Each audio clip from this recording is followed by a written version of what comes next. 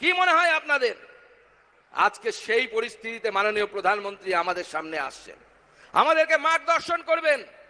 আর যে সময় মাননীয় প্রধানমন্ত্রী আসছেন, এই সময় পশ্চিমবঙ্গ সহ ভারতবর্ষের 12টি রাজ্যে এসআইআর হচ্ছে। এসআইআর নির্বাচন কমিশনের বিষয়। এসআইআর নির্বাচন কমিশন করছে, 12টি রাজ্যে হচ্ছে, কোথাও কোনো ট্যাফু নেই। মমতা বন্দ্যোপাধ্যায় এখানে চিৎকার করছেন। মমতা বন্দ্যোপাধ্যায় বলছেন কারো নাম বাদ দেব না। আমি মাননীয় মুখ্যমন্ত্রীকে স্পষ্ট বলতে চাই, ভারতীয় মুসলিমরা ভারতবর্ষের নাগরিক। বাংলাদেশ থেকে আসা উদ্বাস্তু হিন্দু, তাদেরকে আমরা নাগরিকত্ব দিয়েছি, আগামী দিনেও দিব। কেউ আটকাতে পারবে না। মমতা বন্দ্যোপাধ্যায় বলেছিল সিএ মানি না। মমতা বন্দ্যোপাধ্যায়ের বুকের উপরে সিএ হচ্ছে, সিএ এর মাধ্যমে আমরা নাগরিকত্ব উদ্বাস্তুদেরকে দেব। দেখি কে আটকায়। কারো দম নেই আটকানোর। নরেন্দ্র মোদীর আইনসভা, নরেন্দ্র মোদীর নেতৃত্বে আমরা সিএ এর আইন পাশ করেছি। আজকে মতুয়া সমাজকে মমতা বন্দ্যোপাধ্যায় ভুল বুঝিয়েছিলেন।